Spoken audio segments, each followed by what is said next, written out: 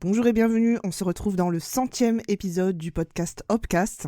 Je suis vraiment ravie de faire ce 100e épisode et j'avais envie de le fêter en créant un épisode spécial. Donc cet épisode va parler de voyance, d'intuition, de human design. Vraiment, on va être autour des intuitions, des flashs et tout ça. Et vous allez comprendre pourquoi je parle de voyance. Déjà, dans un premier temps, j'aimerais dire et partager que ce podcast il m'a été inspiré suite à un échange avec une médium qui s'appelle Ella. Vous pouvez retrouver sa chaîne ci-dessous, c'est Ella te guide, ou son podcast qui s'appelle Les Voies lactées. Alors comment ça m'est venu ? En fait, j'ai écouté son podcast et j'ai écouté un épisode particulièrement qui m'a surpris, qui expliquait la différence entre les médiums, les cartos et les voyants, que je vous invite d'ailleurs à écouter, parce que le sujet il est vraiment très intéressant. Car on entend beaucoup de choses autour de la médiumité, autour de la voyance, autour de la cartomancie. On a du mal un peu à différencier les trois. Mais vraiment, ce qui m'a subjuguée dans ses explications, d'après elle et ce qu'elle raconte, ce qu'elle a expliqué, c'est que je serais voyante. Donc on a vraiment échangé, on a presque rigolé sur le sujet parce que elle va canaliser de manière verticale, puisque médium, elle parle avec les gens de là-haut, comme les défunts, les guides, enfin qui vous voulez.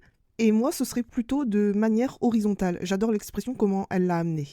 Donc bien évidemment, cet épisode n'est pas fait pour juger. Je trouvais ça plutôt intéressant et je voulais apporter quelque chose de complémentaire. Ou peut-être pas, ça dépend de chaque personne. Mais en tout cas, dans les échanges qu'on a eus, ça a été intéressant parce qu'elle explique que les voyants ont des dons extrasensoriels ultra rares. Et moi, je pense tout l'inverse. Je crois que tout le monde a ses capacités extrasensorielles, à différents niveaux bien sûr, à différentes échelles, et qu'on peut traduire dans le human design. Donc avant de commencer, ceux qui savent, petit disclaimer, ceux qui connaissent un peu le human design, il faut savoir que moi j'ai la tête et l'ajna non définis. Ce qui va me permettre justement de capter des choses qui vont être invisibles. Je suis aussi manifestor et je suis autorité splénique. Donc mes décisions sont basées sur mon spleen, ce qui est l'intuition. Je vais le développer juste après. Donc je vais reprendre les explications. Elle dit que les voyants, ils ont des flashs, des visions sans support. Alors j'ai toujours dit, je me proclame pas voyante et pourtant, c'est vrai que j'utilise des supports, mais il arrive beaucoup aussi que je n'en utilise pas et que je fasse passer des messages. Et quand je dis que j'utilise pas de support, eh bien j'ai ce qu'on appelle des flashs visuels. J'ai aussi des flashs sensoriels et je ressens aussi des grosses intuitions dans des ressentis physiques, c'est vraiment dans tout le corps. Et je peux entendre aussi certaines choses. Après, je vais développer les formes d'intuition. Donc elle m'a parlé de fortes intuitions pour l'expliquer. Et pourtant, je crois vraiment qu'en chacun de nous, on a la possibilité d'accéder à de fortes intuitions. Et bien évidemment, ça demande de se connaître. Alors peut-être quand elle dit fortes intuitions, c'est peut-être le jargon qu'elle emploie, et chez moi, ça ne résonne pas pareil. Mais j'ai une question vraiment à vous poser, et j'aimerais bien que vous la mettez en commentaire. Est-ce que ça vous est déjà arrivé au moins une fois dans votre vie d'avoir une forte intuition et que vous vous êtes écouté et qu'il s'avérait que c'était vrai? Ou j'ai une seconde question aussi qui dit est-ce que vous vous basez sur vos peurs ou sur vos intuitions? Et le problème c'est qu'on a du mal un peu à différencier le mental et les intuitions. Et c'est pour ça que j'en reviens à se connaître soi-même. Parce que cela va prendre un chemin dans le corps. Donc déjà, si tu veux développer ton intuition et si tu connais un peu le human design, ce que je t'invite à faire c'est écouter l'épisode 34, développer son intuition. Maintenant, la question c'est qu'est-ce que c'est un flash? Et pour moi, je vais le développer à mon sens. Alors des flashs, pour moi, ça va être des visions sur l'avenir avec précision qui va être réalisée. Donc pour ceux qui connaissent la série Charmed, ça va se manifester comme Phoebe le fait dans la série. Et ça, les flashs, eh bien j'en ai souvent, et j'ai même des amis qui en ont aussi. Et j'en ai surtout lorsque je peux être extrêmement en danger, ou potentiellement en danger, ou que quelqu'un de proche de moi est en danger. Alors, si je peux te donner une anecdote, j'ai déjà rêvé que quelqu'un me cherchait et qu'il en avait après moi. Eh bien, devinez ce qui s'est passé, la personne m'a trouvé. Bon, bien sûr, je suis encore vivante, et sinon je ne serais pas là, mais on va dire que je minimise cette histoire. Je peux te donner aussi une autre anecdote. J'ai déjà été à une soirée et en fait, vraiment, je le sentais pas du tout, je voyais des choses qui allaient très mal se passer. Et j'ai vu aussi que certaines de mes amitiés allaient prendre fin, alors que c'était des amitiés de longue date. Et il s'avérait que c'était vrai et que ces relations se sont terminées ce jour-là. Bon, je pense que j'en ai plein d'autres, mais je les retiens pas parce que c'est devenu mon quotidien. Et pour le coup, ça, ce sont des flashs. Donc pour moi, les flashs, c'est un peu des visions, mais on peut différencier différentes formes d'intuition. Donc est-ce que ce sont des flashs? Est-ce que ce sont des grosses intuitions? Pour moi, peu importe, on peut vraiment utiliser toutes ces formes d'intuition dans son quotidien. et que cela a plusieurs sens.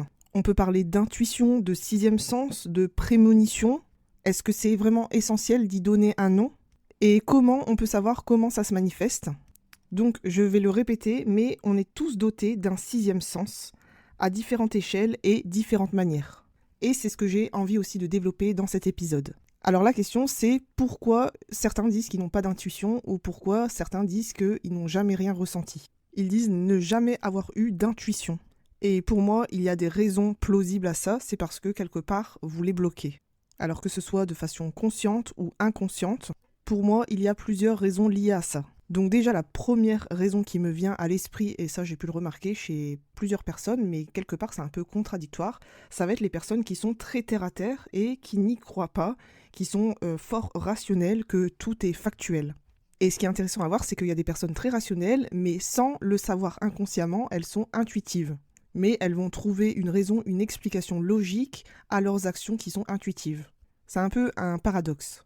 Deuxième point qui revient énormément, ça va être la consommation de substances licites ou illicites, ça peut être les cigarettes, l'alcool, les drogues et bien sûr les médicaments, notamment ceux qui ont le centre splénique non défini.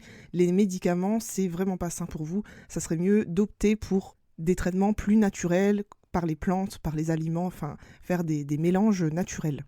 Troisième point qui fait que ça peut bloquer aussi, c'est que tu es enlisé dans tes peurs, tes conditionnements.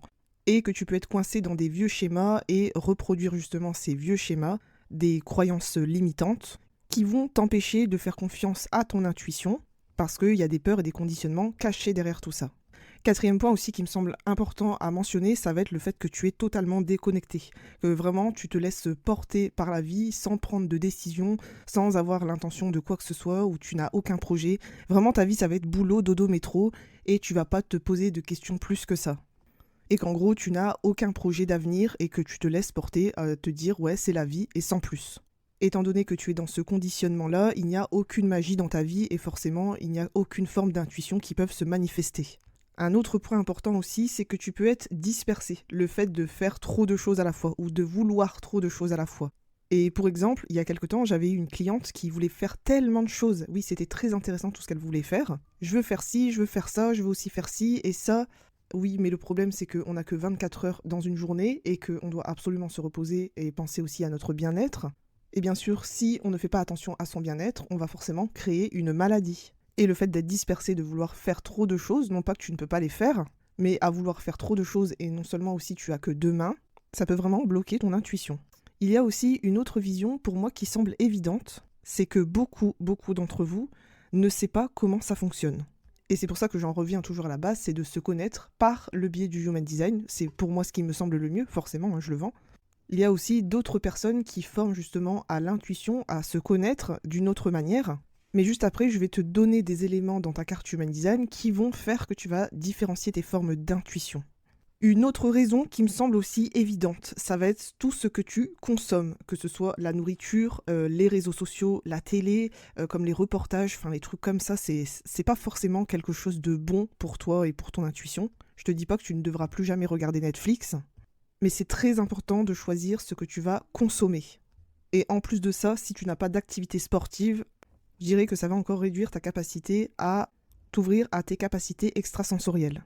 Et la dernière raison pour moi qui fait que ça bloque ton intuition, c'est le fait que tu vas manquer d'amour pour toi-même. Souvent, j'entends des personnes qui disent « Ah, je m'aime pas. Ah, mais je suis trop grosse. Ah, mon corps est vraiment moche. » Enfin, peu importe, il y a des mots que tu vas dire à ton corps qui va intégrer et forcément bloquer ton intuition. Tu lui as dit clairement qu'il était mauvais, donc forcément, il n'a pas envie de se manifester.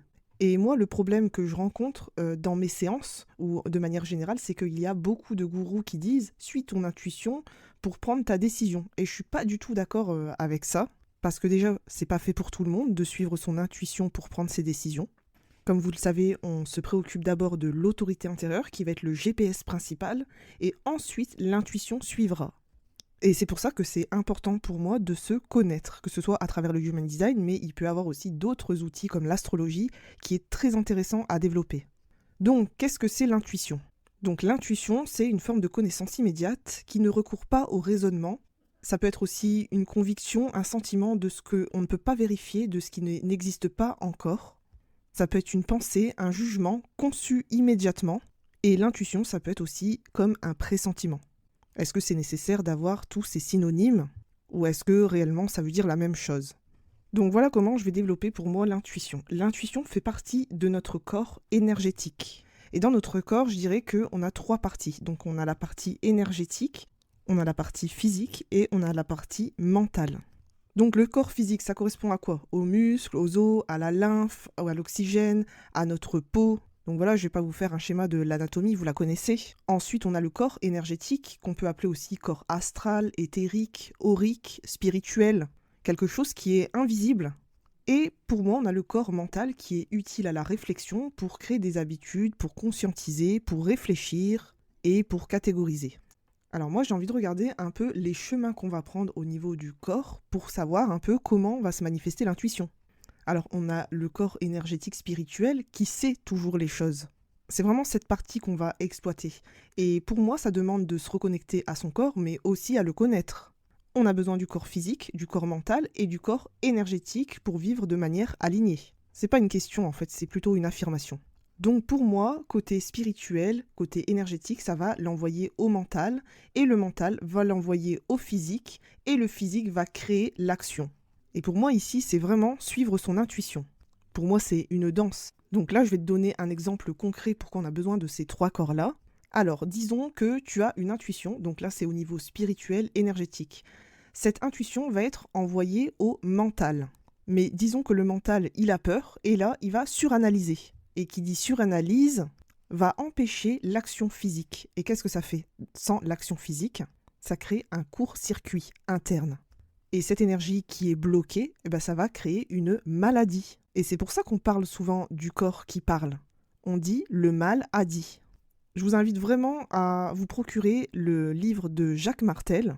C'est le livre justement sur les maladies, pour dire qu'elles ne se manifestent pas au hasard.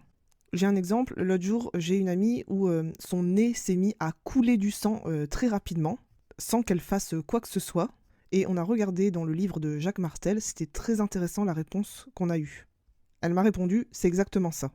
Donc là, je t'ai donné l'ordre de manière générale, mais après, tout dépend un peu de ton design parce qu'on sait qu'on prend des décisions avec l'autorité intérieure. Et l'autorité intérieure, c'est pas forcément l'intuition.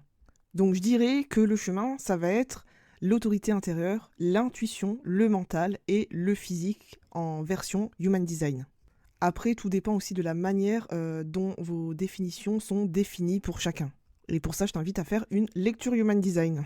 Alors maintenant, comment on peut savoir quelle forme d'intuition existe-t-il? Eh bien, je vais te les citer de manière aussi générale. Peut-être qu'il y en a d'autres et que je ne les connais pas. Ou du moins pas encore. Le premier qu'on connaît tous, ça va être la clairvoyance. Donc là, ça va être visuel. Ça va être les flashs pour moi. Ça va être des images, des rêves.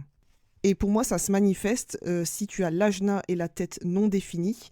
Et si tu as des portes aussi dedans, ça serait intéressant, tu peux faire des rêves prémonitoires. Ça peut se manifester aussi si tu as la porte 57 qui est bien ancrée dans ton design, donc tu peux la retrouver dans ton soleil conscient par exemple. Ça va dépendre vraiment du placement, mais tu peux avoir cette clairvoyance grâce à la porte 57. Ensuite, il y a la clairsentience. Là, ça va être vraiment des ressentis physiques. Moi, les ressentis physiques, je dirais, ça passe par la rate, par le système lymphatique. Ça peut aussi passer par le toucher. Mais juste après, je vais développer quelques portes dans le centre splénique. Quelle forme d'intuition ça peut créer chez toi? Ensuite, on a la clairaudience. Donc là, vraiment, on va utiliser l'ouïe. C'est le fait d'entendre, d'utiliser la musique. Ça peut être aussi des poèmes, des bruits. Ce sont aussi des personnes qui sont sensibles au bruit. Potentiellement, on peut tous les avoir. Et encore une fois, à différents niveaux. Donc pour moi, la clairaudience, ça va passer vraiment par la porte 4. Et chez moi, elle est active. Et effectivement, je suis sensible au bruit et j'entends certaines choses. Pas forcément tout, c'est pas mon meilleur canal. Souvent, pour ma part, ça va être juste un mot. Ça peut être, par exemple, je marche dans la rue et d'un coup, je vais entendre « cours ». Ensuite, on a la clair-olfaction. Donc la clair-olfaction, c'est relié à l'odorat. Donc là, tu peux vraiment manger de façon intuitive et tu vas voir un peu les aliments qui sont avariés, en tout cas qui n'en ont pas l'air, mais tu vas le sentir. Et tu peux aussi flairer les bonnes affaires. Et donc pour moi, la clairolfaction, elle est reliée à la porte 44. Ensuite, on a la clairgustance. Alors je ne sais pas si ça se dit comme ça, mais c'est relié au goût. Et pour moi, tout va passer vraiment par la langue, ou le fait d'inspirer avec la bouche. Donc pour celle-ci, j'ai pas de porte spécifique dessus, ou j'ai pas encore assez observé de personnes qui avaient cette forme d'intuition. Alors comme j'ai dit, il peut y avoir d'autres formes intuitives, peut-être que je les connais pas, ou peut-être je sais pas comment ça s'appelle, mais le fait de reconnaître les pensées ou les sentiments des autres. Donc pour ma part, c'est ce que j'arrive à percevoir, ou le fait aussi de percevoir les attentes des autres, ou le fait de voir le passé, est-ce que c'est relié à la clairvoyance? Ça, je sais pas. Mais n'hésitez pas à me le dire en commentaire si vous le savez. Et tout ça pour dire que je peux traduire les dons extrasensoriels de chacun grâce au Human Design. Et pour en revenir avec l'échange que j'ai eu avec Ella, elle dit ne jamais avoir eu de forte intuition dans sa vie. Et pourtant, moi, c'est le résumé de ma vie. Il m'arrive souvent d'avoir des espèces de flashs et que j'ai un message à diffuser à une personne en particulier. Donc maintenant, ce que je t'invite à faire, c'est d'aller regarder ta carte Human Design et regarder dans ta carte ce qui te correspond, ce qui est défini chez toi. Ce qui est défini, c'est ce qui est coloré. Donc, à quoi sert le centre de la rate, le centre splénique que tu vas trouver sur la gauche de ton schéma? C'est un triangle. Et à quoi il sert? Le centre de la rate, il va te donner des impulsions intuitives qui vont t'aider à savoir quand agir. Il va aussi te donner une idée de ce que tu devrais faire pour préserver ta santé et ton bien-être. Alors peut-être que tu te demandes comment tous ces thèmes peuvent être liés.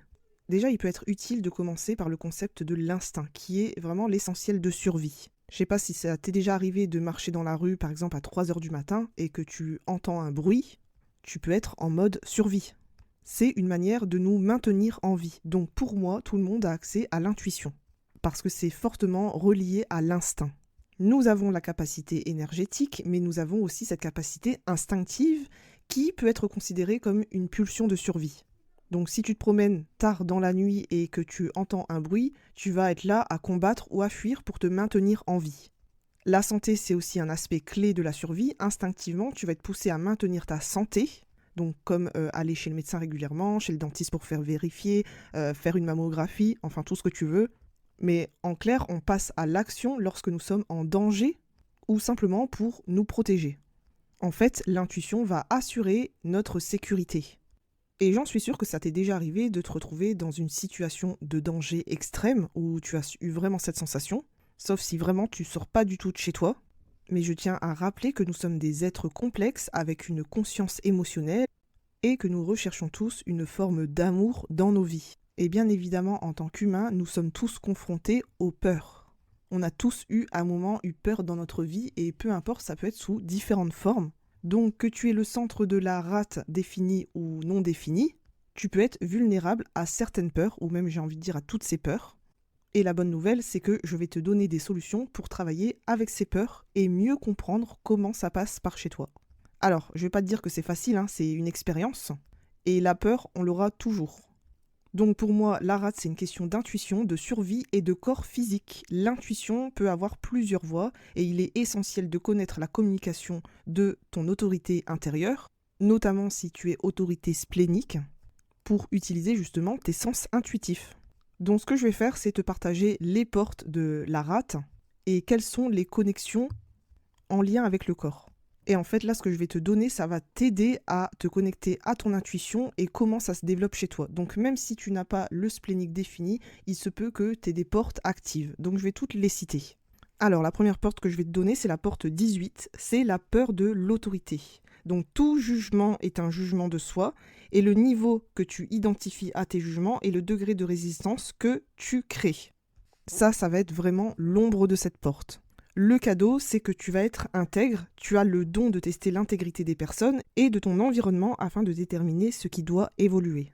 Qu'est-ce que ça va donner au niveau sensation physique? Ça va être le toucher. Tu peux aussi déterminer la résistance physique des structures à niveau vibratoire et il peut y avoir un élément tactile dans ta communication splénique. Ensuite, on a la porte 28 qui va être la peur de la mort. Donc l'ombre ici, ça va être l'absence de but. C'est la peur de mourir sans avoir trouvé un but. Le cadeau que tu vas y retrouver, ça va être la tonalité, le fait d'avoir confiance dans le processus de la vie malgré la peur. Et la sensation physique reliée à la porte 28, ça va être la vibration sonore. Ta connaissance intérieure peut avoir une qualité auditive par exemple. Ça peut être des bourdonnements dans les oreilles ou entendre tes conseils sous forme de voix ou de conversation. Tu peux entendre des phrases ou encore des conversations, ça peut être d'autres bruits, pendant que ta rate essaie de communiquer. Surveille un peu ton dialogue intérieur. Ensuite, on a la porte 32 qui est la peur de l'échec. Donc l'ombre, c'est l'échec forcément. il faut voir un peu l'apprentissage comme un échec. Alors cette porte, elle est liée aussi aux racines des peurs collectives de la survie en tant qu'espèce. Tu peux aussi avoir une peur sociale, avoir la peur du monde, ou c'est le fait d'avoir peur qu'il faut donner de l'argent pour trop de gens. Le cadeau que tu peux en retirer, c'est la préservation, c'est-à-dire savoir ce qui vaut la peine d'être préservé et ce qu'on peut laisser aller pour évoluer. Dans cette porte aussi, tu peux voir ce qui est bon pour sentir quelles relations vont te mener à une certaine croissance. Il y a des relations dans lesquelles c'est fade, on va vraiment rien en retirer. Donc ça, c'est vraiment quelque chose que vous pouvez développer parce qu'il y a beaucoup de gens qui me jugent en disant « Ah ouais, mais il est gentil ». Il est peut-être gentil, mais ce ne sont pas des personnes qui me tirent vers le haut, donc c'est pas utile pour moi. Je vois pas pourquoi je vais continuer une relation que je trouve toxique de vue extérieure. Donc quelles sont les sensations physiques que tu peux retrouver dans cette porte ? Alors ici, ça va concerner la respiration et elle va concerner le soutien et la survie. Donc là, ce que je t'invite à faire, c'est observer ta respiration lorsque tu vas écouter ton centre splénique. Donc si par exemple tu retiens ton souffle ou qu'au contraire il est accéléré, ça peut te donner des indices. Ensuite pour la porte 44, ça va être la peur du passé, la peur que les schémas se répètent. Donc le cadeau ici, ça va être un travail d'équipe. Donc c'est de repérer aussi les schémas répétitifs. Donc là, encore une fois, ça demande une certaine expérimentation. Des fois, il faut expérimenter 1 ou 2 fois et certains, ça va être 10 fois. Alors ici, qu'est-ce que tu vas retrouver comme sensation ? Déjà, tu vas pouvoir utiliser ton sens de l'odorat. Tu peux sentir les gens, tu peux sentir les situations, tu peux sentir le destin qui te convient. Tu peux être aussi un génie de la lecture des gens. Donc moi-même, j'ai cette porte et je dis souvent que je profile les gens. Et tu vas savoir instinctivement ce qui est bon pour toi. Ensuite, on a la porte 48 qui est la peur de l'inadéquation. En fait, l'inadéquation, ça va être la peur d'être illégitime, de manquer de profondeur, la peur aussi de ne pas être prêt ou prête. Donc le cadeau que tu peux retrouver dans cette porte, c'est le fait de te débrouiller. Et la sensation que tu peux retrouver, c'est que tu peux voir la réponse à travers l'obscurité. Et c'est là que je te dis qu'on peut parler de flash ou d'aperçu de manière visuelle. Je te dirais pour la développer, c'est que tu peux remarquer ce qui t'attire et ce qui te plaît esthétiquement. Ensuite, on a la porte 50, c'est la peur de la responsabilité. Le fait est de corrompre. Bon, bien sûr, je pense à la corruption politique, mais ça peut être aussi sociale. Ou encore être corrompu par son ego ou sa peur. Ou le fait est encore d'avoir un esprit beaucoup trop restreint, d'avoir des idées trop figées. Ce que tu peux retrouver comme cadeau, c'est avoir le sens de l'équilibre et de l'ordre cosmique du monde. Que chaque chose a un timing. Donc la sensation que tu peux retrouver, c'est bien qu'il ne s'agisse pas d'une sensation physique, mais plutôt le fait d'avoir une idée au moment où quelque chose ne va pas. C'est marrant parce que cette porte, elle me fait penser à la série Dr House. Il va comprendre et connaître une maladie grâce à toutes ces analyses, tous ces trucs auparavant, ces discussions. Et vous pouvez voir dans la série, la réponse, elle vient au bon moment. Bon, là, ici, c'est vraiment pour te donner une image. Je le vois comme ça. Ensuite, on a la porte 57, ça va être la peur de l'avenir. Donc là, l'ombre, ça va être un sentiment envahissant de quelque chose de terrible qui va arriver. Et là, tu auras une espèce de malaise, de pessimisme. Et le cadeau que tu peux en retirer, c'est que c'est une intuition qui est vraiment très forte.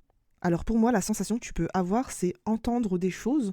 Tu auras un sens de l'interprétation, de ce que les gens te disent vraiment. Tu peux entendre certaines nuances. Et je pense que tu peux voir aussi des choses. Donc voilà la fin de cet épisode qui a été assez long. J'espère vraiment que ça t'a aidé à mieux comprendre, à discerner. N'hésite pas à me dire ce que tu en as pensé en commentaire. Sur ce, je te souhaite une bonne soirée, un bon week-end et je te dis à bientôt.